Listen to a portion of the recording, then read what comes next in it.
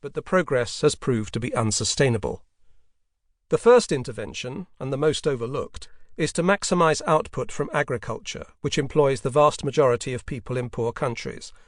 Successful East Asian states have shown that the way to do this is to restructure agriculture as highly labour-intensive household farming, a slightly larger-scale form of gardening. This makes use of all available labour in a poor economy and pushes up yields and output to the highest possible levels, albeit on the basis of tiny gains per person employed.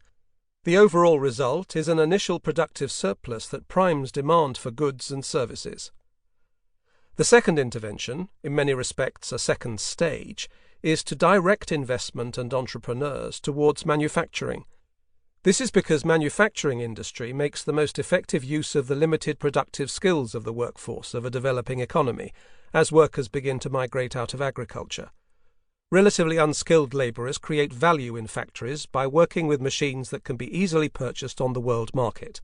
In addition, in East Asia, successful governments pioneered new ways to promote accelerated technological upgrading in manufacturing through subsidies that were conditioned on export performance. This combination of subsidy and what I call export discipline took the pace of industrialization to a level never before seen. Finally, interventions in the financial sector to focus capital on intensive small-scale agriculture and on manufacturing development provide the third key to accelerated economic transformation. The state's role is to keep money targeted at a development strategy that produces the fastest possible technological learning, and hence the promise of high future profits, rather than on short-term returns and individual consumption. This tends to pit the state against many businessmen and also against consumers who have shorter strategic horizons.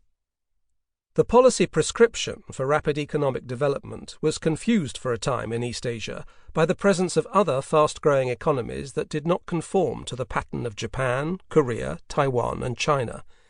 In the 1980s and early 1990s, the World Bank seized on the performance of the offshore financial centres of Hong Kong and Singapore, and the suddenly faster-growing Southeast Asian economies of Indonesia, Malaysia, and Thailand, to argue that economic development was in fact fostered by laissez-faire policies, with a minimal role for government.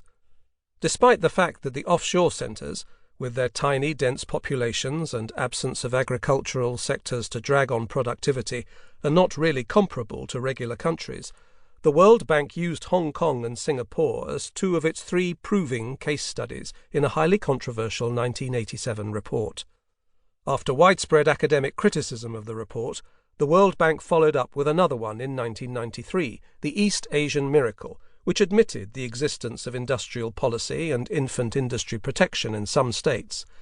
But it downplayed the significance of such policies, avoided discussion of agriculture altogether, and added Hong Kong and Singapore to Malaysia, Indonesia, and Thailand, thereby leaving Japan, Korea, and Taiwan as the statistical minority among its high-performing Asian economies. China was omitted from the report. This was the ideologically charged era of the so-called Washington Consensus, when the World Bank, the International Monetary Fund, and the US Treasury were united in their determination that the free market policies coming into vogue in the US and Britain were appropriate to all economies, no matter what their level of development. The vitriol of the debate was such that academic rigour was frequently a victim, as with the World Bank reports.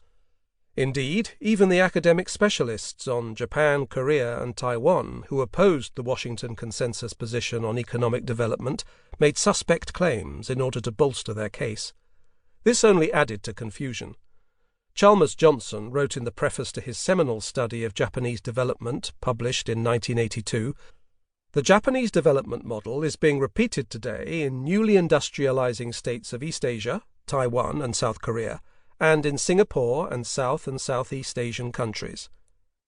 Alice Amsden, who produced the defining deconstruction of Korean development, referred in the introduction to a follow-up book to the model used by Japan, Korea, Taiwan, and Thailand. Even W. W. Rostow, author of one of the earliest and most historically informed post-war books on economic development, The Stages of Economic Growth, declaimed in the foreword to a new edition in 1991 that Malaysia and Thailand were following Korea and Taiwan towards technological maturity. In the argument over East Asia, everyone